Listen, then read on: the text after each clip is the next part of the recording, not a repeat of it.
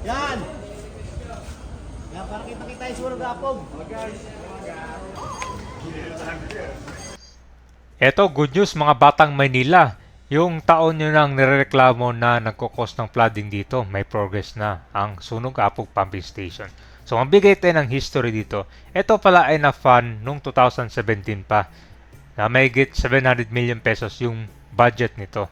So, ang purpose nito ay para makapag-serve ng flooding. Pang long term dito sa low-lying parts ng Manila. Kasama na sa mga ibang lugar tulad ng Espanya Boulevard, Sampaloc, Rizal Avenue at iba pa. Kasi Ester di Sunog Apog and out to Manila Bay. So, noong 2020, na-declare nila itong completed at na-inaugurate na ito. Pero after nun, anong nangyari dito, naging non-functional siya.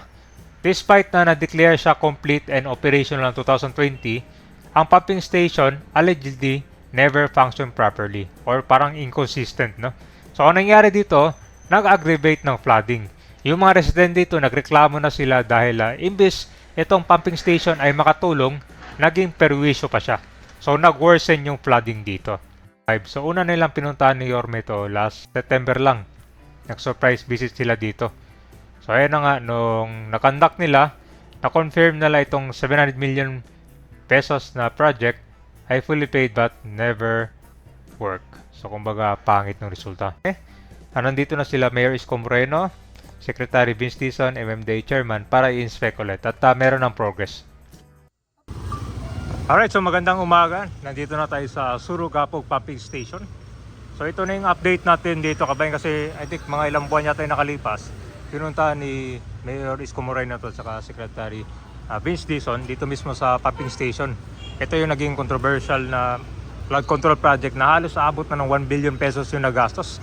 Puro gawa-gawa lang, hindi talaga magagamit na maayos. So maganda ngayon kasi yung isang pumping palkutin natin tapos alamin natin yung mensahe nila Sec Vince Dizon, MMDA Chairman at saka si Mayor Isko Moreno, nandito sila personally na. Department, CWH. Ito lang nilaamo ng tubig yung kalsada eh. Dahil sa yung pumping station, hindi gumagana no. Ito yung maganda ito kabayan, dapat balik-balikan talaga nila ba para makikita yung progress. Hindi pwede yung iwanan mo lang. Maganda itong ginagawa nila kasi na-update nila eh. Diba? Para kung talaga, gagalaw talaga. Pumping station, no? After ito, pinunta nila una. Yan. Sa likod, may ginagawang dredging ngayon dito. May mga improvement na. Kaka-check lang nila dito kanina. Ni Secretary Vince Dizon, tsaka Mayor Isko Moreno and MMDA Chairman. Yan. Ay mga improvements na. Ito yung kasi Sunog Apog nung bagyo daw, talagang umapaw yung tubig dito sa buong Sunog Apog area. Malaki na daw, almost 1 billion na yung nagastos dito.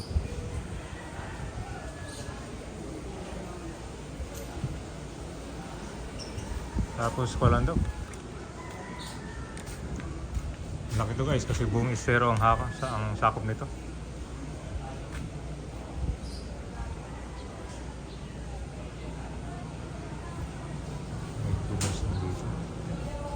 Sala ng basura.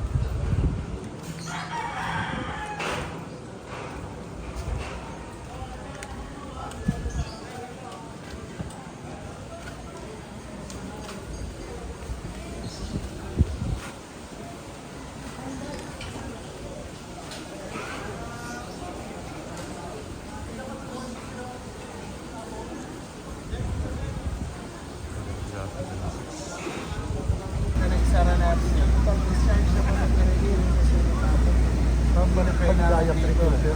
Maligaya ka rin ba pangalan? Discharge directly to Sunog Apog, tapos hindi nadadaan. Ito will serve lang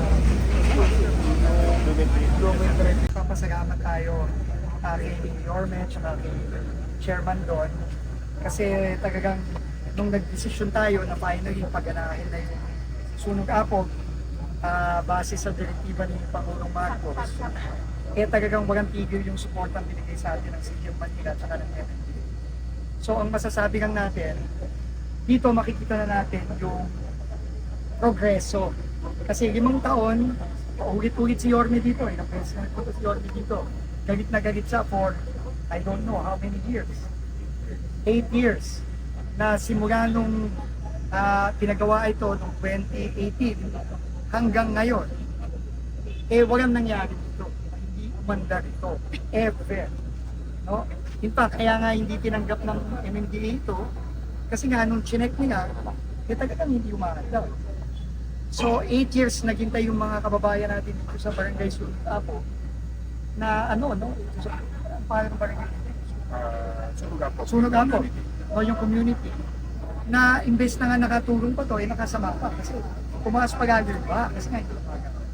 So ngayon, based sa directive ng Pangulo, ito na ginagawa na natin. At importante rin magpapasalamat kaming lahat sa Prime Infra, no, tsaka sa Prime BNB, Mr. Enrique Rasul. Kasi talagang nag-volunteer sila na talagang tignan na kung ano ba talaga ang problema ng Sunog Apo and ayusin yung problema. Kaya nga, masaya tayo ngayon, nagbigay sila ng update. By January 16, meron ng isang bomba na papaganahin nila. Chinek na natin ngayon. Nakita na natin gumagana yung isang bomba. Ang problema, yung 3 bomba, hindi gumagana. No, kamukha nun. Nakita sa amin sa site. No? Pinangat nila, kinabas nila, talagang mukhang sira na, mukhang hindi na mapapagana. So, kailangan na ng replacement. So, ang importante lang, nagbigay tayo ng deadline, nagbigay ang Pangulo ng deadline, kasi yun ang request ni Yorme, na bagong ganito. At yung mga ginagawa, puro lang sabi nga ni Chairman, puro lang banding, na wala naman talagang epekto. So ngayon, seryosohan na to, ang commitment natin with the MMDA and with the City of Manila and with Prime Infra, before June of next year, umaandar na to. At least 3 pumps umaandar na. Para naman, maramdaman na ng mga kababayan natin sa Sunog Apo na inayos na ng gobyerno ito at hindi na sila babaka. Itay lang natin siguro si Yorme muna, pasagitay muna natin. Anyway, good morning. Masaya kami dahil kung maalala nyo, the last time Secretary Pins and MMDA Chairman and I went here.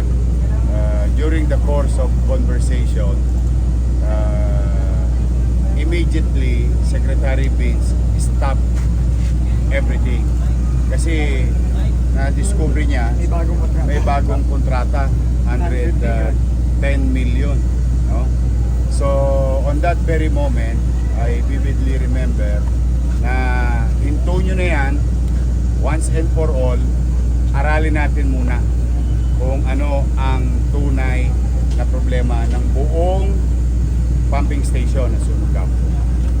Now, with those time spent studying it, today, magkakasama tayo, at least masaya akong ibabalita sa mga kapitbahay namin dito sa Sunog Apo na alam na yung problema,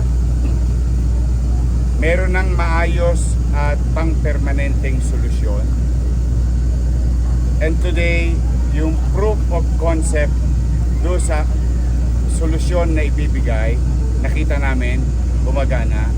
So we are hoping that proof of concept will run January 16 as committed by the Prime Infra. So as time will go on, no, ang pangako at commitment nila, nakisuyo naman tayo na sana yung Mayo magtatagulan na naman, Hunyo magtatagulan. By that time, at least 3 or the entire pump na gumana lahat. So far, merong hopeful things na mararamdaman namin ng mga taga Maynila, particularly dito sa Tondo, sa Sunog Apo, bago man lamang matapos ang 2025. Now, we would like to thank MMDA Chairman and Secretary Baines at National Government and Prime Infra to really find a solution, a permanent, long-lasting solution for this neighborhood. So thank you very much, sir. At yun po yung update natin dito sa Sunog Pumping Station.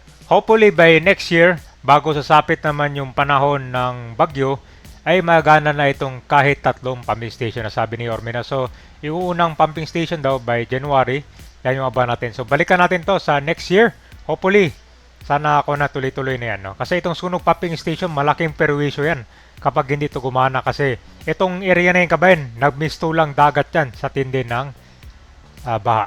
So ganito talaga kabagsik si Yorme Cabayan na talagang nakipagtulungan sa national government para matuloy-tuloy na itong pagsasayos. So ito po yung pumping station ngayon na 700 million na gastos noong 2017 na inaugurate 2020.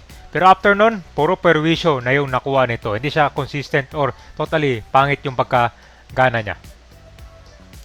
Yan po yung pumping station. Kita mo yung apat. Oh. Itong isa daw, target nila next year. So hopefully, after ilang months, kaya 3 or 4 para mas ma-effective